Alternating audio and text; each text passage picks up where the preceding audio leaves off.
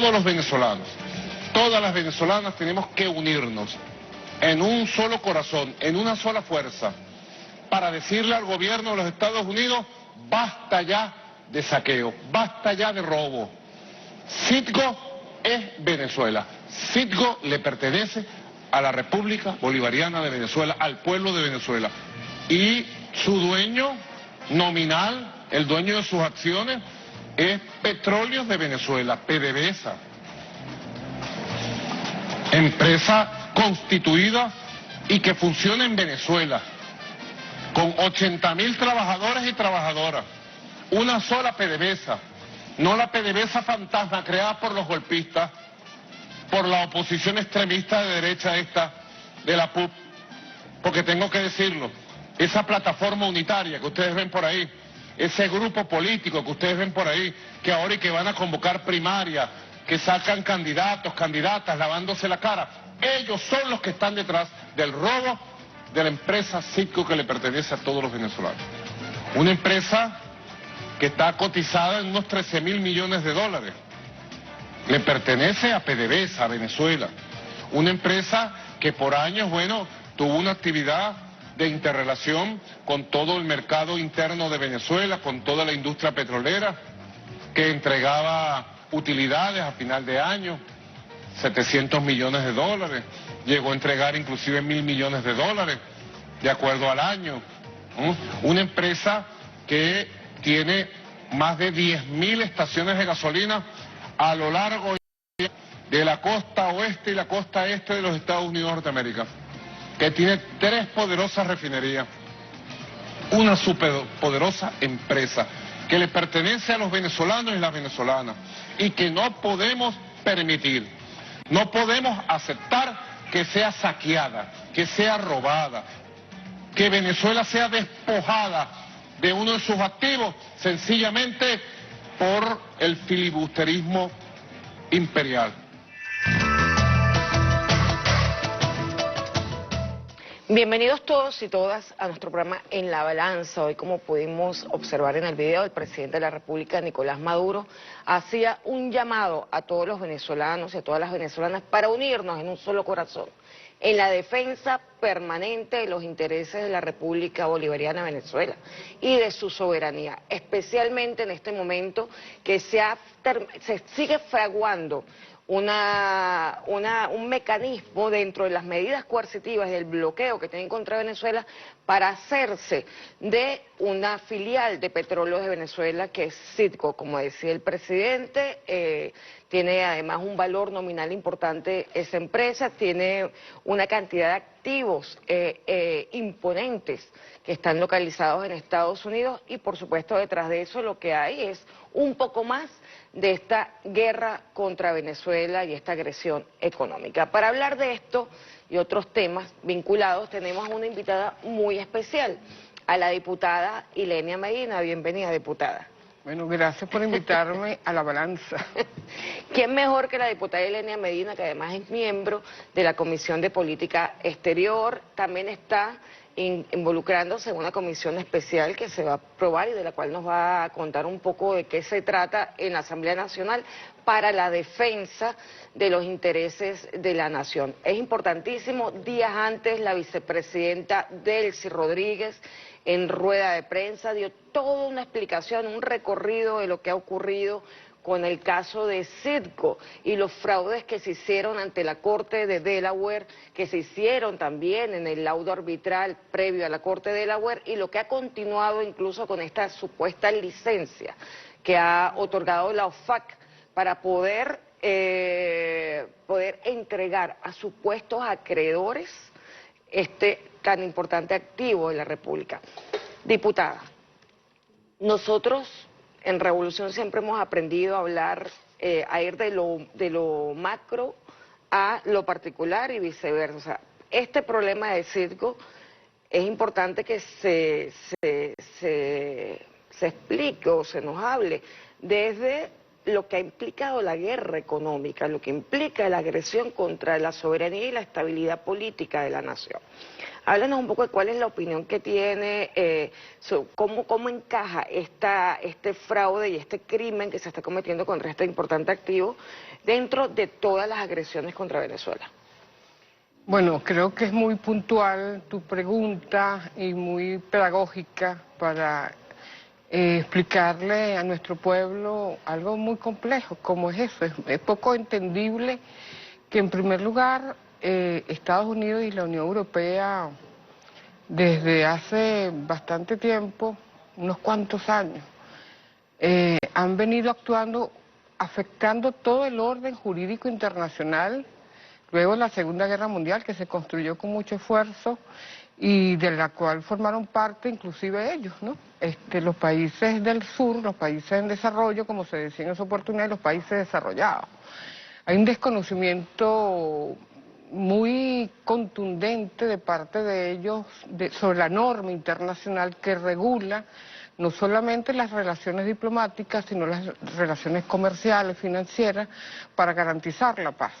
Mira, importante decir esto, tanto Naciones Unidas como lo que era un organismo del cual formábamos la Organización de Estados Americanos, tanto en uno como en otro, se elaboraron proyectos, tratados multilaterales que comprometían a los Estados partes o a los Estados miembros, son dos figuras distintas, para garantizar relaciones de fraternidad y de paz. Eso siempre es muy importante, de respeto a la soberanía, de respeto a la inmunidad jurisdiccional de los estados y de sus bienes, de los estados y sus propiedades. Y a partir de cierto momento, bueno, ellos dejaron de desconocer justamente aquellas normas que ellos fueron parte de esa construcción. Pero si uno se pone a seguirle el curso a la actuación de Estados Unidos, que ya no solamente era la ocupación, las agresiones militares a países en diversas partes del mundo, en particular en América Latina, también uno empieza a encontrar que la conducta delictiva de Estados Unidos siempre ha estado presente. Siempre ha estado presente, una conducta delictiva reiterada desde desconocimiento del derecho internacional. Por ejemplo, en el marco de la OEA hay diversos tratados multilaterales en relación a las empresas, la personalidad jurídica de las empresas, contratos sobre sentencias extraterritoriales, cuáles son los fundamentos para que una sentencia de un país pueda ser ejecutada en otro país. Solamente de todos esos tratados, que son como 5 o 6, Estados Unidos aprobó una declaración en el cual se refiere a los juicios y señala que para que tengan validez esa declaración debe primero en función que esos juicios se hagan, por ejemplo, de una empresa de otro país en Estados Unidos, debe estar vinculado, cuando se habla de propiedad de Estado, un bien de un Estado, debe ser presentado, registrado por el gobierno que representa ese país. Ya empezamos a entender que ellos desconocen al gobierno de Venezuela. Es la única declaración que ellos fueron parte, que del resto todas las demás ellos desconocen, no se hicieron parte, como tampoco se hacen parte de las convenciones en materia de derechos humanos, porque ¿qué es lo que están señalando allí? Que el derecho internacional público-privado ellos no lo van a respetar. Sin embargo, en el caso de lo planteado por el presidente, es importante señalar que en este caso, colocando ese ejemplo, PDVSA es de Venezuela y Citgo es una filial de PDVSA. Cuando hablamos de Venezuela no estamos hablando del país, estamos hablando del Estado y la República. Así Es un bien de la República, por lo tanto tiene connotaciones especiales que ellos no pueden burlar. Ellos tienen, por cierto, leyes, tanto Reino Unido como Estados Unidos, tienen leyes en relación a la inmunidad de jurisdicción de los estados y de sus bienes. Habría que investigar seriamente dónde están esas debilidades, porque ellos están desconociendo que Citgo es una empresa filial de PDVSA, es importante decirlo, y por lo tanto el Estado venezolano no pueden actuar como están actuando. Nos parece tanto la declaración del presidente Nicolás Maduro como la de la vicepresidenta ejecutiva, donde él estaba, que estaba, eso fue antes del 1 de mayo, por eso un poco todos nos vimos sorprendidos de la declaración del presidente ese día, 1 de mayo, porque fue en ese momento cuando se constató que pretendían embargar a Citgo, y eso es sumamente grave, eso no lo pueden hacer, eso está prohibido por el derecho internacional, por declaraciones, resoluciones de Naciones Unidas, inclusive, aunque ellos no hayan votado a favor, se hacen parte, están obligados a respetarlo. Era un robo, un desfalco abierto, público, notorio y comunicacional, como decimos acá en Venezuela, y creo que fue muy pertinente las declaraciones de la vicepresidenta ejecutiva cuando dice nosotros no vamos a reconocer ese embargo. Si lo hacen, las deudas que tenemos con esa relación crediticia que tenemos con algunos acreedores no las vamos a reconocer. Por lo tanto, creo que la actuación, esas declaraciones, la actuación probablemente de estas empresas que pretenden, que tienen deudas con Venezuela, que nosotros somos acreedores, deudores, lo pensaron mejor y ahorita, ayer se informó que fue suspendido temporalmente el embargo a Citgo. Mira, uno pensando ya apartándose un poco de lo jurídico, uno dice, bueno, Citgo funciona, solo puede procesar crudo venezolano. Citgo está justamente en el eje energético norteamericano de Houston, donde están todas las fuerzas energéticas de ese país. Si eso es así, si ellos embargan Citgo, ¿quién les va a vender petróleo que necesita Citgo para poner a producir todo lo que implica combustibles, lubricantes y otros productos? Sobre todo el lubricante, por eso vemos largas colas en Florida. ¿Quién les va a vender eso? Es una gran pregunta que tenemos que hacer. No deberíamos venderle ni una gota de crudo y nosotros tenemos suficientes clientes en el mundo y decirle, bueno, si eso sucede no tenemos nada que venderle. Y además, ¿qué va a pasar con esa empresa? Entonces hay muchas preguntas que tenemos que hacernos. Creo que fue importante la declaración de alerta que hizo la vicepresidenta ejecutiva del país, porque hay un resultado importante. Claro, lo hace con la absoluta orientación del presidente de la República. Claro. Entonces, creo que nosotros tenemos que tener claro que las medidas coercitivas unilaterales están prohibidas por el derecho internacional. Hay una carta, la Carta de los Derechos Económicos de los Estados, dictada por Naciones Unidas en los años 74, una propuesta de los países en desarrollo, donde el artículo 16 es muy importante, que dice que está prohibido que los países desarrollados actúen contra los países en desarrollo de forma, el neocolonialismo, el apartheid y todas las formas de agresión. Porque ellos han pretendido decir que la única agresión que ellos reconocen es la militar, que lo demás no es agresión. Ya en ese acuerdo, en esa Carta de los Derechos y Deberes de los Estados, se señala allí toda la forma de agresión, que la económica, la pretender impedir que los estados puedan hacer uso a su libre albedrío de sus recursos, es un delito. Tratar de imponer, de sojuzgar, de impedir, es un delito. Además es un delito de lesa humanidad y así lo ha referido la Asamblea Nacional, la Asamblea de Naciones Unidas, en reiteradas resoluciones donde especifica claramente que todo mecanismo, sea político, diplomático, comercial, financiero, que pretenda socavar, bajo coerción, que pretenda socavar derechos, el acceso a los alimentos, el acceso a medicina, el acceso al libre comercio o cualquier otra modalidad que cause dolor en el pueblo, que busque la pérdida de bienestar del pueblo con fines además políticos, que es lo más perverso, eso es un delito de lesa humanidad. Y los países que implementan medidas coercitivas unilaterales incurren en crímenes de lesa humanidad. Y eso es otra defensa que hay que dar, porque habrá que dar en su momento esta defensa para determinar que estas medidas contra Venezuela, todas, porque estamos hablando de acciones terroristas, Claro, que también se de todo incluyen, tipo. estamos hablando de soborno a Mercenarios. funcionarios, porque estas conspiraciones, y eso lo vamos a hablar más adelante, esta conspiración en la que Estados Unidos, en la que esta red internacional vinculada a estas acciones terroristas tocan Con la complicidad de intereses locales internos. de funcionarios locales, porque esto es una conspiración, no es otra cosa que una conspiración lo que ocurrió en PDVSA y lo que ha ocurrido con las criptomonedas. Esto es una conspiración.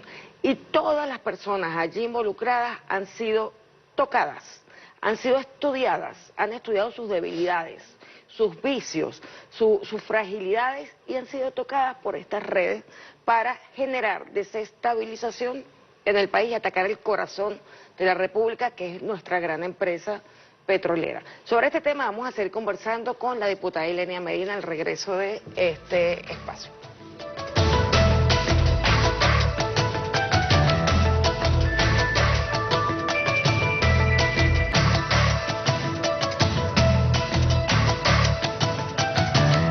Continuamos en la balanza con nuestra querida diputada Ilenia Medina, miembro de la Comisión de Política Exterior, además embajadora de carrera, quien ha tenido además una larga trayectoria en el área diplomática, en la defensa de la nación, de nuestra república a nivel internacional. Y en este momento además está integrando una comisión especial que se va a aprobar, se está aprobando. Cuéntanos un poco de esa comisión especial. Bueno, importante señalar que en los últimos, bueno, siempre desde que se instaló esta asamblea recuperamos la soberanía y la dignidad del país y está atendiendo los problemas que efectivamente aquejan a Venezuela. Yo creo que eso es importante decirlo, porque el anterior lo que hizo fue entregar la soberanía, los activos, los recursos. Tratar de remediar este daño nos exige mucho tiempo, mucho estudio, mucho esfuerzo y lo hacemos de verdad con mucho compromiso, placer, si se quiere. Dos leyes se han trabajado. Una ya está aprobada en segunda discusión, está aprobada, la ley de extinción de dominio, que procura, que establece la forma para todos aquellos que han hecho desfalcos tan brutales al país. Bueno, no solamente es la sentencia en el ámbito penal, sino que en lo civil lo que corresponda, pues, y se haya enriquecido a costa de los bienes del Estado, de los bienes públicos, que deben estar al contrario para beneficiar a nuestro pueblo. Bueno, hay una serie de atribuciones que establece esa ley de extinción de dominio, que se le aplica a todas aquellas personas que una vez se ha detectado, se ha investigado suficientemente que han defalcado, Incurrido en delito. puedan inmediatamente congelar de acuerdo al proceso, o congelarlo, o simplemente pierden pues todas esas propiedades. Nosotros siempre hemos dicho sobre esa ley, siempre en el marco del debido proceso y la presunción de inocencia, recordando lo que decía Chávez, el propio presidente Nicolás Maduro, hacer justicia con más justicia. Claro. Que eso es lo que realmente caracteriza un proceso como el nuestro. Y la otra ley que se está trabajando ahorita, que la semana pasada fue presentada por Diosdado Cabello, que coordina el bloque parlamentario de la patria, una ley muy importante y bueno, realmente la presentó en ese momento Jorge Rodríguez, el propio presidente de la Asamblea, que se denomina Ley para defender los activos, los recursos y los derechos de Venezuela en el extranjero, tomando en cuenta que todas aquellas personas, y que algunas de ellas venezolanas, independientemente del cargo que tengan, que conspiren contra el Estado y se confabulen con sectores en órganos extranjeros para defalcar a Venezuela, se les va a aplicar la ley de extinción de dominio. Fue aprobada en primera discusión y bueno, vamos para la segunda y en el marco de eso, tomando en cuenta los tiempos, se creó una comisión mixta que la integra la Comisión de Política Interior, la Comisión de Economía y la Comisión de Política Exterior. Entonces ya estamos en ese proceso de estudiar y ver, recoger todas las opiniones, aunque la primera reunión está por darse, es una ley muy corta, muy completa, es casi perfecta, siempre es perfectible, pero muy necesaria. Por ello, muy importante la declaración que dio el presidente Jorge Rodríguez, el presidente de la Asamblea Nacional, cuando señala que era necesario que Guaidó y sus cómplices, sus secuaces, la señora esta que nadie conoce, que se llama Dinora Figuera, que recibió casi 400 millones de dólares que le pertenecen al Estado venezolano, y a el señor denominado Juan Guaidó, que deben estar atentos que todos aquellos que se confabulen, que faciliten con su firma ilegal, pero que lo faciliten, van a tener una respuesta, no solamente en el ámbito penal cuando corresponda, sino en el marco de la ley de extinción de dominio. Y me Tienen imagino, que saber lo que eso significa. claro, y más aún, diputada, aquellos que con su firma legal, porque a lo mejor ocupaban cargos dentro de la empresa del Estado, o facilitaron las condiciones para también. Ahí se incluye inclusive a los profesionales del derecho. Algunas personas se han acercado, en el caso particularmente, y me plantean que no solamente a los abogados, todo aquel que esté involucrado, Claro, para facilitar, tratar de legitimar algo que es imposible legitimar porque es antijurídico, deben también recaer sobre ellos la ley de extinción de dominio, porque ya basta que Venezuela continúe siendo atropellada, y cuando hablamos de Venezuela ahí sí es el pueblo venezolano, porque todos esperamos, todo el pueblo venezolano, independientemente de su postura política, esperaba que el presidente iba a hacer un anuncio importante el 1 de mayo, pero le ataron las manos. Hizo, como siempre le hace, un gesto maravilloso, que creo que le habla a Chávez, e incorporó el tema en la categoría de la indexación para tratar de blindar. Eso es muy importante, porque en la opinión nuestra, en el partido decíamos, el presidente también está viendo cómo funciona sobre los bonos para ver posteriormente, en una interpretación nuestra. Ayer es importante que el pueblo venezolano lo sepa. Los especuladores de la derecha en este país, o los que no son de la derecha, o no saben qué posición política tienen, han venido el año pasado afectando los precios en dólares. Lo que antes comprabas con 100 dólares, ahora compras, si antes comprabas todo lo relativo a una cesta por 100 dólares, ahora una cesta alimentaria, ahora utilizas 50 dólares, es decir, lo relativo a 50 dólares, la mitad de lo que antes comprabas. Entonces eso es sumamente delicado, y la necesidad de que darle todas esas alertas al presidente en relación a que tenemos que mantener la revisión inflacionaria, estar atentos particularmente a lo especulativo, para que esa indexación que él logró de verdad pueda ser provechosa para nuestro pueblo. A veces, diputada, parte del problema, y por eso esta ventana es tan importante, y todas las ventanas que haya para opinión de expertos, para opinión de personas que estudian los problemas, que estudian también las soluciones, es determinar claramente quién es el enemigo. En el caso del salario, en el caso del golpe al poder adquisitivo, en el caso del golpe a los servicios, a los bienes y servicios, ha sido parte de toda la andanada de guerra contra Venezuela. Incluso, y hay que decirlo, todo el desfalco que se ha estado investigando recientemente, del cual hay ya unas decenas de personas detenidas y que están en proceso judicial, son parte de las andanadas desde Estados Unidos, desde las empresas vinculadas a Estados Unidos, porque quienes compraban la gasolina y quienes dejaron de pagar, están todos esos sectores vinculados a toda esa mafia internacional que maneja el petróleo y que maneja también otro tipo de contrabando. Entonces, yo quería decir, porque yo venía pensando en el camino, a veces digo, resulta que tanto Guaidó como cualquier funcionario que haya estado, que haya tenido la confianza del gobierno nacional para llevar adelante una tarea y que la haya traicionado y que haya sido tocado, ellos no son ningunos héroes, no son inteligentes, no, ellos fueron tocados precisamente por tener debilidades, por ser personas con vicios, por ser personas sin honor. O sea, estos grupos solamente tocan a los que no sirven, a los que pueden vender a su mamá por un plato de lentejas, y ellos lo estudian. Entonces, es un tema que se entienda que ninguno de ellos, sobre todo los que fueron funcionarios nuestros, no eran revolucionarios.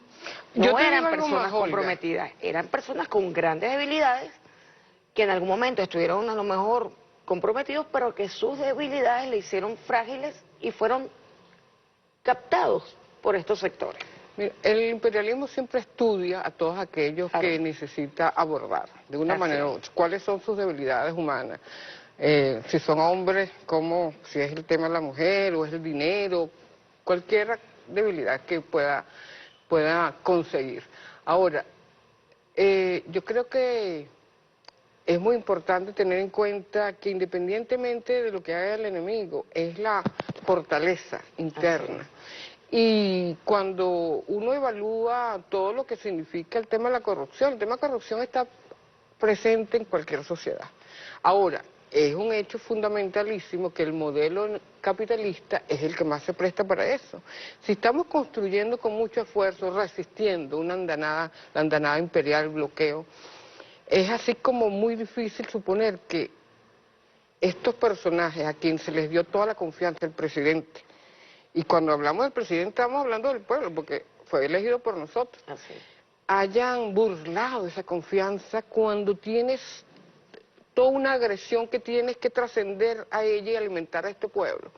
Son tan criminales como Guaidó, como Julio Borges, son tan criminales, son exactamente igual o tal vez peores, porque los criminales son criminales, pero aquellos que consideran que son revolucionarios, gente digna, y burlen al pueblo, es triple el crimen, traidores a la patria, corruptos. Entonces, creo que esos hechos están allí presentes y nosotros hacemos un análisis. Bloqueo y un desfalco parte de la misma trama. ¿Quién queda en pie? Cuando le hacen críticas algunas veces, a los que le hacen críticas al presidente, uno dice, pero en la sana lógica, ¿por qué el presidente va a estar interesado que eso ocurra? Claro. Eso no tiene ninguna lógica. Cuando los padres de familia, hombre o mujer, madre o un ejemplo sencillito, nosotros hacemos, el padre o la madre hace lo que fuere para garantizar la estabilidad de los hijos. Es decir, no tiene, a menos que una persona con otras condiciones, pero no es el caso. El esfuerzo que ha hecho el presidente es mayúsculo. Chávez, yo digo, Chávez no tuvo que vivir esas cosas tan terribles que le ha tocado al presidente Nicolás Maduro. Y ahí está, en pie, dando el todo por el todo, siendo un referente de lucha.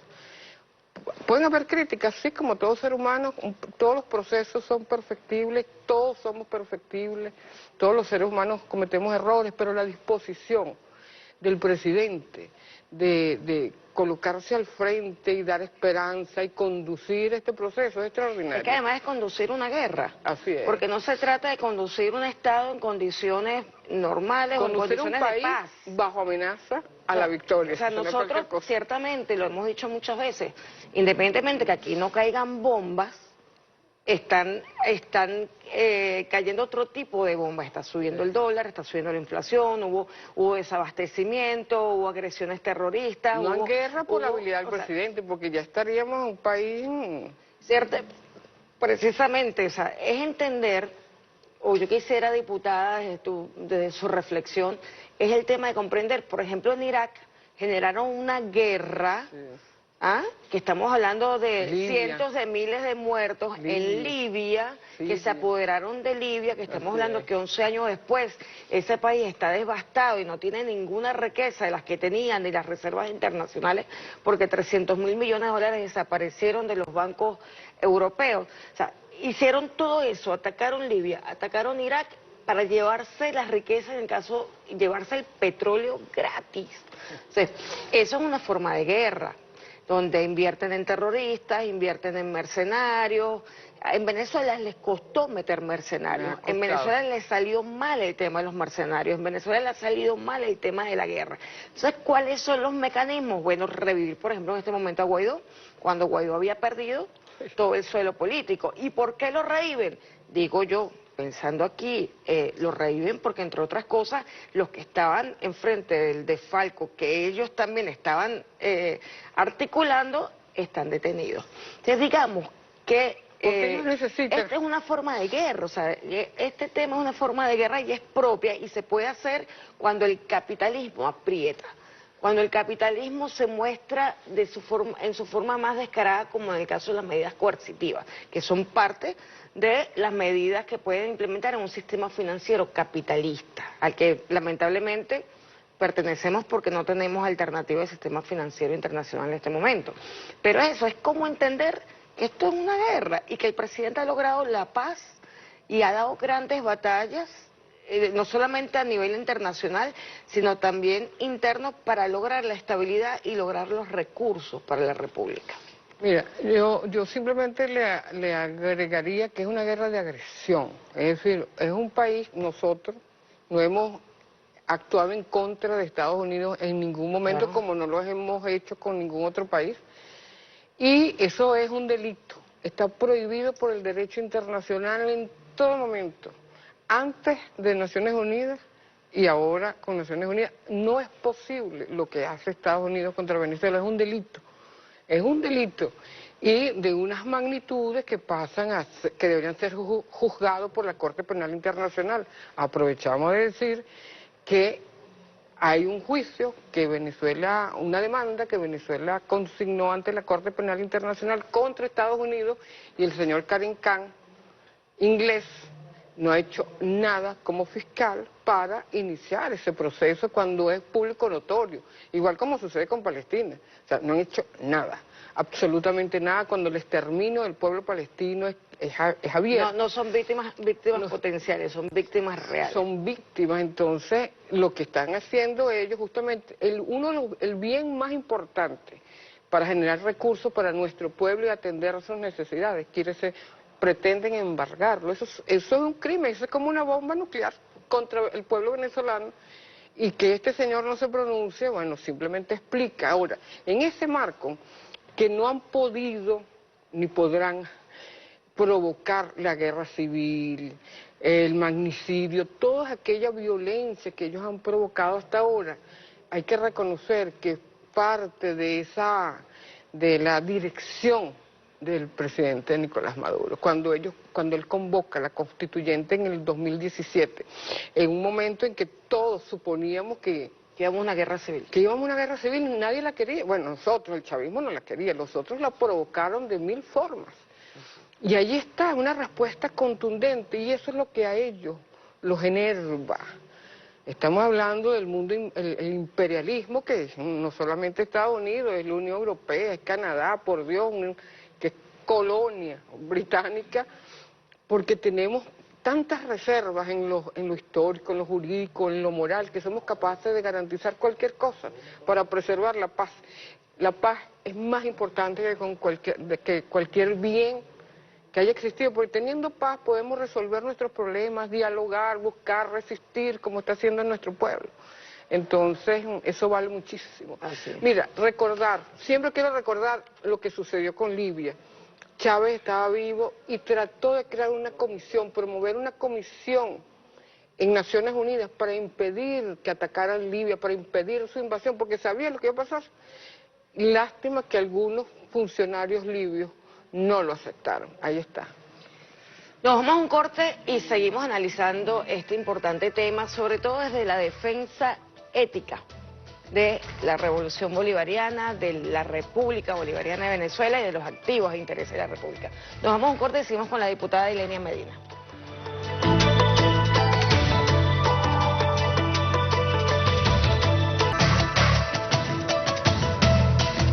Continuamos en la balanza con nuestra invitada especial, la diputada Ilenia Medina, además embajadora de carrera, quien hoy nos acompaña haciendo un análisis de lo macro a lo particular sobre lo que ha ocurrido en relación a las medidas coercitivas, el desfalco en el caso de las empresas, de la filial de PDVSA y de otras actividades vinculadas a esas agresiones contra Venezuela, y ahora finalizando es la propuesta, porque todo análisis merece una propuesta. Es decir, nosotros tenemos que trabajar claramente el tema ético, democrático, porque han intentado vulnerarnos nuestra identidad, nuestros derechos, que por supuesto al vulnerar los derechos se vulnera la democracia. La democracia no son elecciones solamente. ¿Okay? Eso hay que tenerlo en cuenta, porque el sistema liberal, el sistema capitalista tiene elecciones, pero no es democrático. Entonces hay que entender que democracia es que se ejerza efectivamente el poder por las grandes mayorías y en función del beneficio común. Si no es para el beneficio común, el beneficio de todos, el beneficio de la república, no es una democracia. Y nosotros hemos trabajado mucho desde la constituyente para acá el fortalecimiento del verdadero concepto democrático, no solamente a través de elecciones con un sistema electoral de vanguardia que garantiza la transparencia del proceso, sino también de otros mecanismos de participación política que garantizan que el pueblo asumamos el destino de la nación en diferentes espacios. Eso es democracia, y que se garanticen los derechos. Pero eso requiere, obviamente, de trabajar también el componente ético bolivariano. O sea, nuestra república tiene unas líneas claras en cuanto a la ética. Estamos hablando de garantizar la justicia para corregir las desigualdades. Esa es la función de la justicia en la República Bolivariana. Estamos hablando de una visión permanentemente antiimperialista y creadora desde la identidad, desde cómo nos vemos nosotros. Son parte de la ética y, por supuesto, el honor. El honor es algo que Simón Bolívar refirió en todo momento. Qué importante es que respetemos a nuestras autoridades, que nuestras autoridades sientan placer al ser respetadas por su honor, por su compromiso, por su ética, por su dedicación y por poder incluso entregar la vida por la patria, que es el bien común de todos. ¿Qué tenemos allí en ese aspecto? ¿Qué podemos trabajar de cara a seguir esta defensa y esta resistencia y a cultivar el honor que es tan importante, el honor de ser militar, el honor de ser maestro, el honor de ser médico, el honor de ser abogado, el honor de ser trabajador en cualquier área, porque estamos trabajando para la República, estamos trabajando para la comunidad, para las familias, para los niños de la patria? Bueno, yo creo que además de todo el fundamento histórico que nos legó nuestro padre, el libertador Simón Bolívar, en estos tiempos él trató justamente de construir un nuevo modelo, y eso es lo que tratamos de seguir con otros elementos, ¿no? Para empezar, la diferencia entre un modelo capitalista y el modelo socialista, que está dirigido a construir el nuevo Estado en la nueva sociedad, y sobre un fundamento que es la igualdad y la distribución igualitaria de la riqueza, el interés común, el valor común. Yo creo que son, además de lo que has dicho, del honor, tiene que ver también con eso. La democracia no solamente son elecciones, es la participación protagónica por el bien común. Y en el caso nuestro, hablo como ciudadana, como revolucionaria y como responsable de un partido político, lo tengo que señalar. Nosotros, en el marco de lo que hemos visto, siempre hemos levantado la bandera de la ética. Promovíamos la ética socialista, una Venezuela ética y productiva. Suscribimos con el presidente Nicolás Maduro en el 2018 por una Venezuela ética, soberana, segura y productiva. Presentamos un nuevo modelo de gestión donde los trabajadores, en todos sus niveles, gerenciales, medios y base, fueran parte de la revisión de ese modelo de gestión que garantizara esas categorías. Cualquier proyecto que fuera ético, con todas esas connotaciones, seguro, soberano, productivo, desarrollarlo de tal manera que garantizara la soberanía productiva. Ahora nosotros levantamos una declaración sobre la ética en la política y en la gestión pública. Es muy importante que en el marco del Estado todos los órganos legislativos, Asamblea Nacional, consejos legislativos y concejales, o los consejos municipales, puedan activar una competencia propia, que es el control de la gestión. El presidente lo ha pedido muchísimo. Nosotros nos parece muy importante, por cierto, el gobernador Héctor Rodríguez recientemente elaboró el fin de semana una consulta pública para que el pueblo en todos los municipios del Estado Miranda evaluara una serie de servicios, cómo están, que se pronunciara. Eso es control de gestión, escuchar a la gente, que cómo pueden ellos dar sus orientaciones, es parte. ¿Qué defendemos nosotros? La necesidad de los consejos locales de planificación pública, que es la semilla del nuevo Estado y la nueva sociedad, que los conforma los alcaldes, los conforman los concejales y el poder popular organizado, que puedan definir, porque está en la Constitución, la Ley Orgánica del Poder Público Municipal y la Ley de Consejos Locales de Planificación, el plan de desarrollo para cada municipio, porque lo estás viendo en la perspectiva colectiva. Si tenemos 100 bolívares, ¿cómo lo distribuimos? No lo vamos a distribuir en algo que nos beneficia a toda la comunidad. Ese ejercicio es fundamentalísimo. Planificar por todo tiene una rigurosidad en la ética y la estética sumamente importante y tenemos que ponerlo en práctica.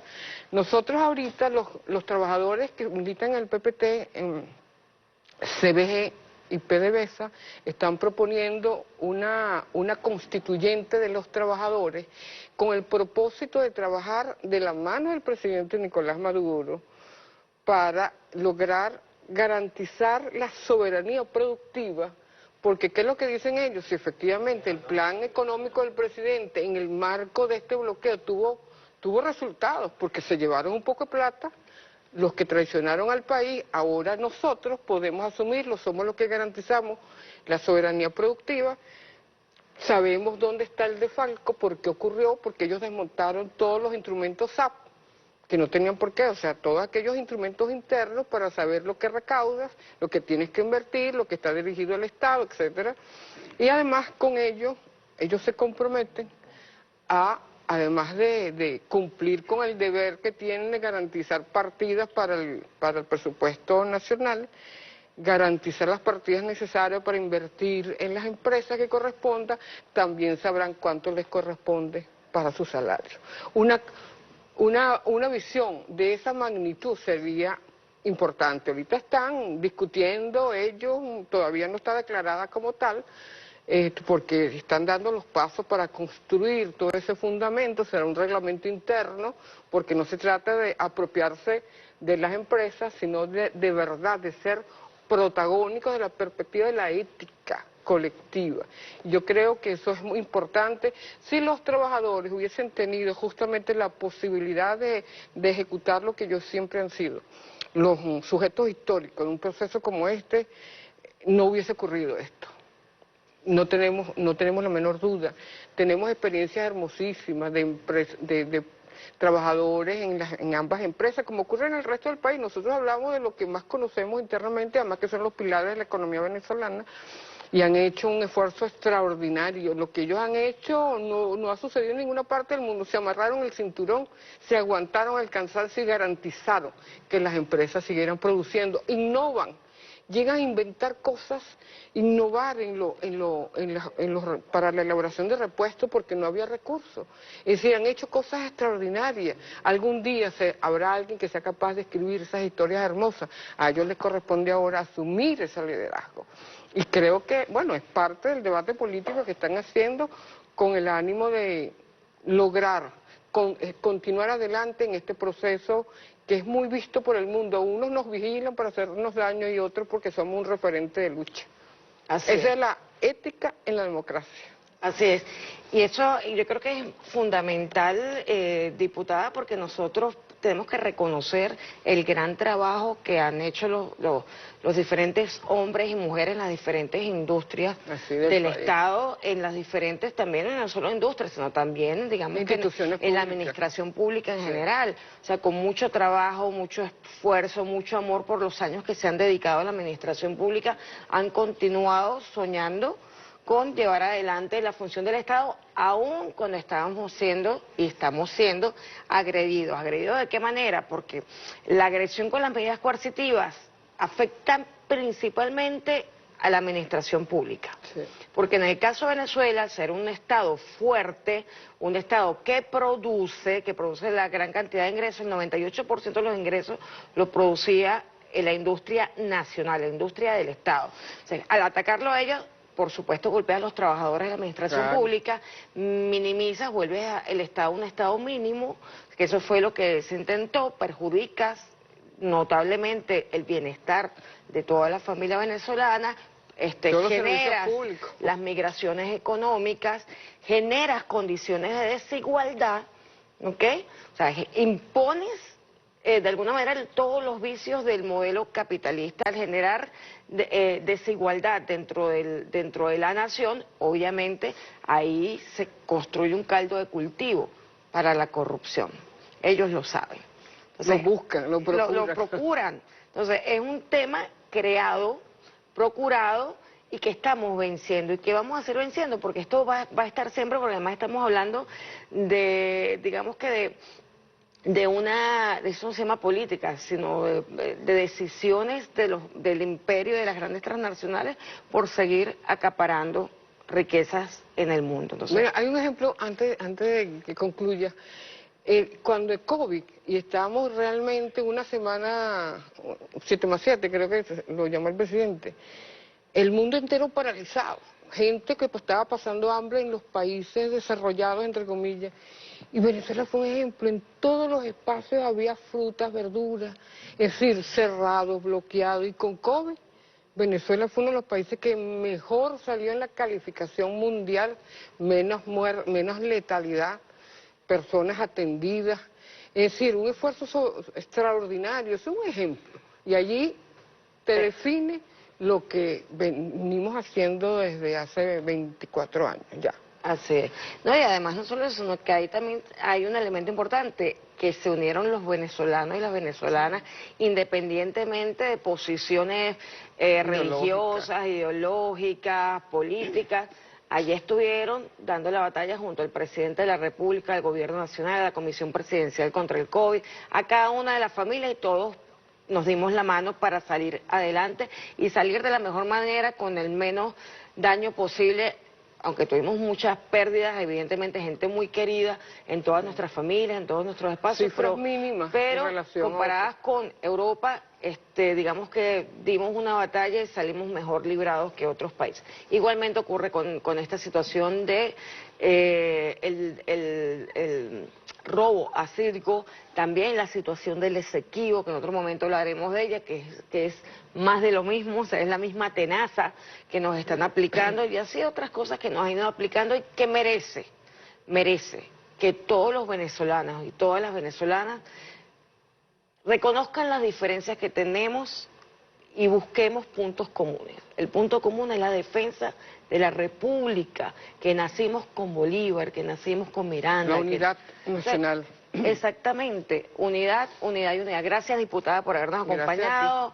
Un abrazo a todos los que están en la vanguardia de la defensa de la República. Nuestro reconocimiento al presidente de la República, a la vicepresidenta Delcy Rodríguez, a la Procuraduría General, a todos los que hacen esfuerzo, al presidente de la Asamblea, Jorge Rodríguez, a todos los que hacen un gran esfuerzo, porque estamos en un mundo antijurídico. Son acciones de fuerza que desbocan, que van más allá del tema normativo, de las posibilidades, y que cuesta mucho enfrentarlo. Entonces, un abrazo y la bendición desde aquí.